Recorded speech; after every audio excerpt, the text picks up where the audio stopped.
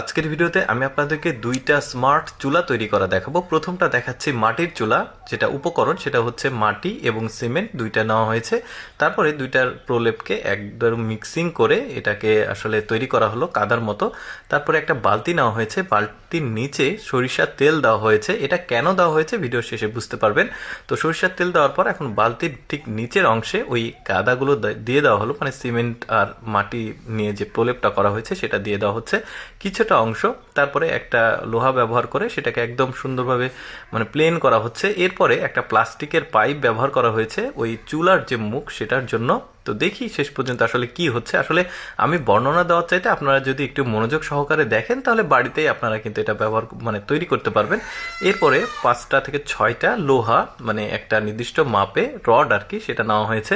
এরপরে পাইপের ঠিক পাশে ককশিট ব্যবহার করা হলো যাতে আসলে জিনিসটা মজবুত হয়। পরবর্তীতে ককশিট কিন্তু আবার তুলে ফেলা হবে এখান থেকে। তো যাই হোক, দেখতেই পাচ্ছেন এরপরে এই যে লোহা মানে তার যেটা একটু মোটা সেটা চারিদিক দিয়ে দেওয়া হলো গোল। তারপরে এটাকে তুলে ফেলা হচ্ছে। পাইপটা একটু শক্ত হবার পর দেখতে পাচ্ছেন ফিনিশিংটা খুব চমৎকার লাগছে। এরপরে ওপরে মানে হাঁড়ি পাতিল যেখানে থাকবে সেই জিনিসটা আসলে তৈরি করেছে এখানে, মানে স্ট্যান্ড যাকে বলা হয়। এরপরে চারিদিকে একটু মানে আগুনের তাপ দিল, দেওয়ার পর এটাকে তুলে ফেলা হলো। ওই যে বললাম ককশিটটা পরে তুলে ফেলা হবে। এই যে দেখতে পাচ্ছেন চমৎকার একটা স্মার্ট মাটির চুলা কিন্তু তৈরি হয়ে গেছে। আপনি চাইলে কিন্তু বাসায় এই ধরনের স্মার্ট মাটির চুলা তৈরি করতে পারবেন। খুব একটা যে কঠিন তা কিন্তু না, ভিডিওতে দেখতেই পেলেন। আচ্ছা, এবার ইটের একটা তৈরি করা দেখাই, ঠিক ওই রকমই দেখতে। এটা ডাবল ফ্লোরের। তো কিভাবে তৈরি করা হচ্ছে আপনারা একটু মনোযোগ সহকারে দেখুন, কারণ আমি বর্ণনা দিতে গেলে হয়তো বা বর্ণনার সঙ্গে আসলে সাউন্ডের সঙ্গে নাও মিলতে পারে। তো যাই হোক, প্রথমে যেটা করা হচ্ছে একটা প্লাস্টিকের বালতির মতো এটা নেওয়া হয়েছে ডিশ। তারপরে তার চারিদিকে ইট দেওয়া হচ্ছে, ওদের ইটগুলো একটু আলাদা হয়। তারপরে সিমেন্ট ব্যবহার করা হয়েছে ইটের ফাঁকে ফাঁকে।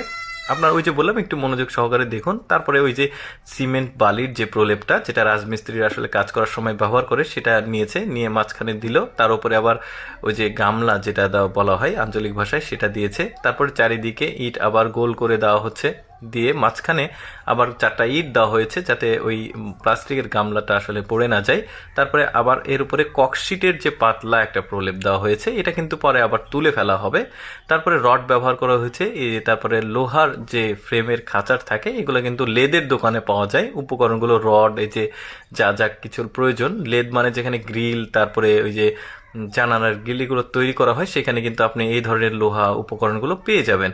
তারপরে দেখুন আবারও আরেকটা মানে ওপরের ফ্লোরটা এবার কমপ্লিট করা হচ্ছে। নিচের ফ্লোরটা হয়ে গেছে, তবে ককশিটও কিন্তু আপনি বাজারে যে কোনো দোকানে পেয়ে যাবেন, ফ্রিজের দোকান বা যেখানে হোক আপনি পেয়ে যাবেন। তারপরে দেখতে পাচ্ছেন এখানে কাদার যে প্রলেপ সেটা নিয়ে আসা হয়েছে, নিচে দেওয়া হচ্ছে যাতে আগুনটা নিয়ন্ত্রণ থাকে নিচে। এরপরে লোহার রড ব্যবহার করা হয়েছে 6টা। তার উপর দিয়ে আবার এই যে সুন্দরভাবে মাটি দিয়ে জিনিসটাকে সুন্দর করে আসলে সাজানো হলো। দেখতে পাচ্ছেন স্মার্ট একটা চুলা তৈরি হয়ে গেল। দর্শক, আমি সবসময় চেষ্টা করি আপনাদের সামনে কিছুটা ব্যতিক্রম ভিডিওগুলো উপস্থাপন করতে। এরকম ভিডিও প্রতিদিন দেখতে